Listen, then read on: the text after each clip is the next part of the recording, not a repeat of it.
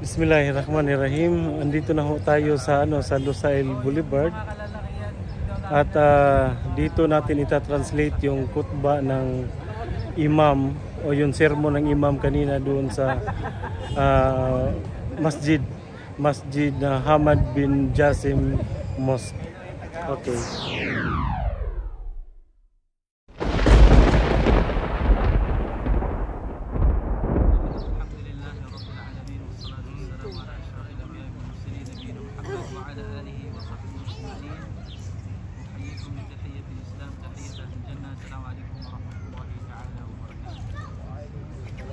Magandang umaga po sa inyong lahat at binabati ko po kayo ng Eid Mubarak. Hinihingi ko po sa Allah Subhanahu wa Ta'ala na sana tinanggap yung mga mabubuting gawa natin sa loob ng Ramadan at pinatawad yung ating mga kasalanan. At inihanay yung mga pangalan po natin na makakapasok sa paraiso. Magpatawaran po tayo sa araw na ito. Hopefully meron man tayong nagawang kasalanan.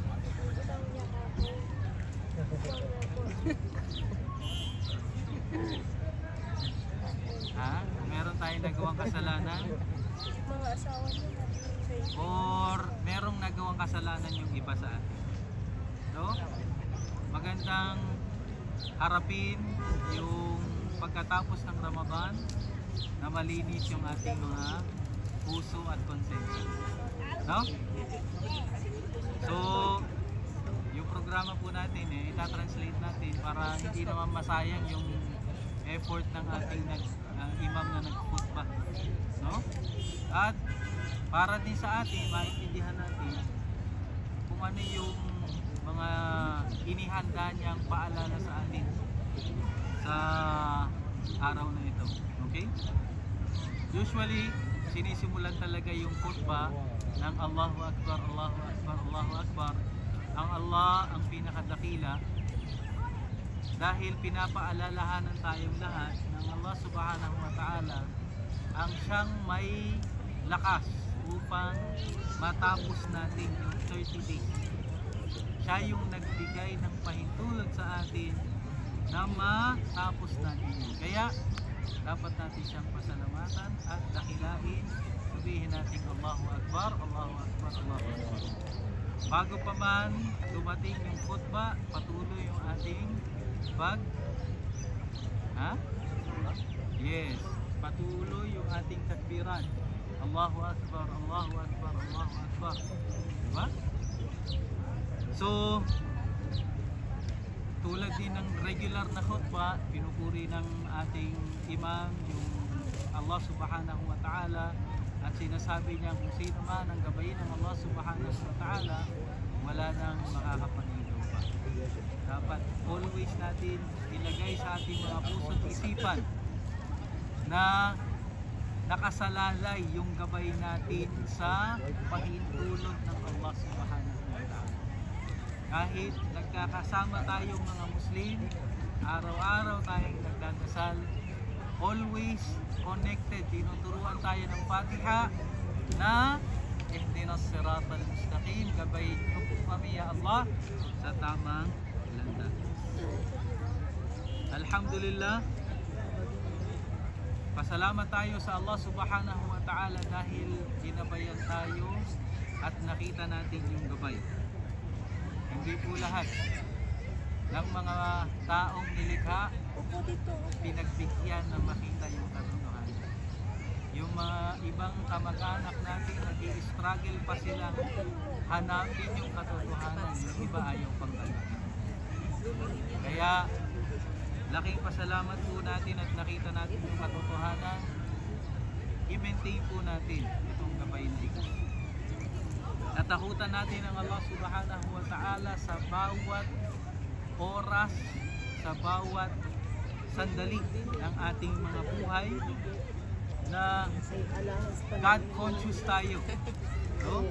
Sa ating mga sinasabi, sa ating mga galaw, sa ating mga pang-araw-araw na pamumuhay. Ang sabi ng ating Imam, Islam ay napaka-kompleto na. Sakop nito at saklaw nito lahat ng aspeto ng buhay natin. No? Sabi ng Allah Subhanahu wa Ta'ala sa banal na Quran, "Al-yawma akmaltu lakum dinakum wa atmamtu 'alaykum ni'mati wa raditu lakum al-Islam dinan." No, kinumpleto na ng Allah Subhanahu wa Ta'ala ang din, ano yung din? Ano yung din? Ha? Yung way of life natin. Kapag sinasabi natin way of life, ang pakikitungo natin sa ating mga asawa, ang pakikitungo natin sa ating mga kapitbahay, sa ating katrabaho, at sa lahat ng nakapalibot sa ating buhay. Ito ay binigyang gabay ng Allah Subhanahu wa Ta'ala. Ito ay isang blessings para sa atin kasi subhanallah, yung ibang tao naghahanap pa ng paraan kung paano ingatan yung kanyang katawan. Ang Islam, binigyan na tayo ng isang buwan ng overhauling ng ating consumption ng mga toxic na mga pagkain. Diba? Hindi mo na kailangan mag-isip pa. Kung ano yung ikabubuti sa'yo, nilagay na sa'yo. Susundin mo na lang. Wala ka nang iisipin. Buklatin mo lang yung Quran. Makikita mo. Paano ka makitungo sa asawa? Buklatin mo lang. Pag matigas ang ulo, buklatin mo rin. Yung Quran meron. Pag matigas yung ulo mo, Buklatin mo. buklatin mo rin. Ano lang buklatin? Hindi yung ulo. Ha? Oh. Bukbukin na lang. Ustad. Kung matigas pa rin bukbuk. Paluin daw ang ulo, grabe naman. Bro, turay, huwag naman ako turay. Ano naman paluin ang ulo niya? Okay? Tigas ang ulo niya, mahal pa yan. Sabi ng ating imam, ang pinaka, the best way of life under sa pagsunod sa katuruan ng Islam. Saan ka makakita ng mga Muslim o ng mga nilikha ng Allah, paggising ng paggising, nagpapasalamat na sa kanilang Panginoon. Alhamdulillahilladzi ahyana ba'da ma amatana wa ilayhi nushur. Pag tulog niya, ganun din. Sinasambit ang pangalan ng kanyang tagapagligtas. Pagkain niya.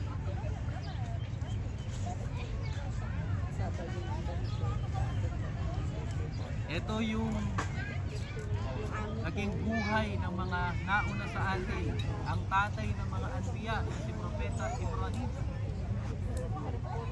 ang kaibigan ng Allah Subhanahu wa Ta'ala.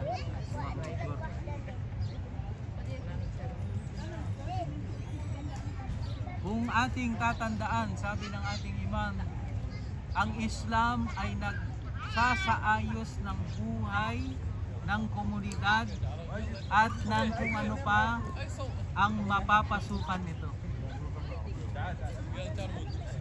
Ang Makkah, before dumating ang Islam, napaka-worst na sitwasyon. Pero nung pumasok ang Islam, iginalang yung kababaihan, binigyan ng patas na pakikitungo lahat ng tao, mayaman man o mahirap. Lahat sila may chance na pumasok sa paraiso, hindi lamang yung mga malakas sa taas.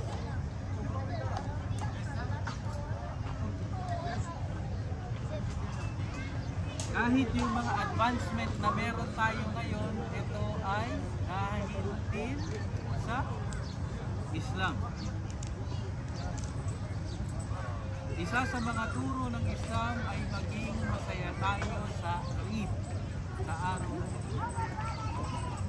No? Magpakasaya tayo sa limitasyon na ibinigay ng Islam. Hindi ito, sabi na, hindi ito katulad ng ibang mga relihiyon na napakaraming siniselebrate. Tayo dalawa lang. Eid al-Adha at saka Eid al-Fitr.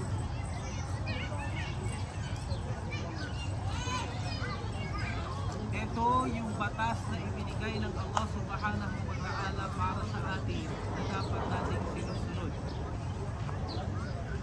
Para alalahanin natin sa lahat ng mga biyayang ibinigay niya. Hindi ito, sabi niya, ang araw na kung saan ikaw ay parang naging malaya, parang gumawa ng kasalanan. Parang pinipigilan mo yung sarili mo nung dumating yung Eid. Naglabas ka lang, yung pinipigilan mong chismis. Huy! Eto na! Wag ganon. Okay? Al-hasadu wal-baghdha. Sabi niya, isa sa mga dalawang bagay na dapat nating iwasan sa araw na ito, yung inggit at yung meron tayong tukot sa ating mga puso sa kapwa tayo. So, kung meron tayong mga galit, mga mahal na kapatid, subukan po natin maging civil. Ha? Yes. Nakinig ka, Mami. Ha? Talagang meron kang tapos. Dalo daw yung kang. Patawarin natin sa Eid na ito. Subukan natin. Mariam, pinatawad na kita. Allahu Akbar. Natawad na pala ako. So, ang unang imbitasyon ng Satanas kay Adan, kaya niya napasunod si Adan dahil sa inggit.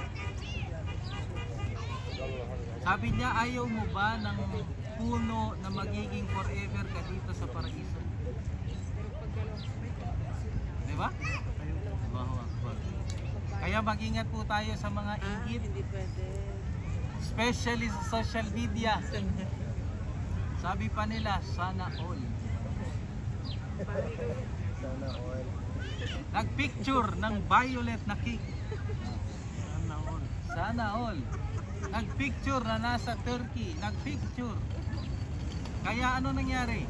Wallahi al-azim, totoo ang evil eye.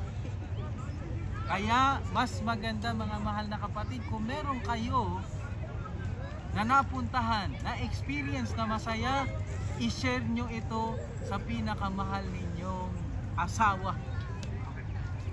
Huwag i-post. Dalawa kayo. Savor the time. Dalawa kayo. Enjoy the moment. Lahat na lang. Yung ano, ayusin mo. Pinapagalitan mo yung asawa. Mali yung kuha mo eh. Dapat ganyan eh. Dapat ganyan. Instead na ini-enjoy natin, kasi yung masayang bagay, masarap i-share sa mahal sa buhay. Dapat ito. Hindi para sa iba, para makita. Kaya ikaw, huwag mo sasabihin binutog kita. Share mo naman. Okay? Mga mahal na kapatid, Masya Allah. Sabi ng ating imam, ang pinakamagandang damit na gamitin sa Eid na ito, ang damit ng pagpapatawad. Ha? Pagpatawad tayo. Tanggalin na yung maitim dyan sa mga puso natin. Tawagan ninyo, bro, mga sister,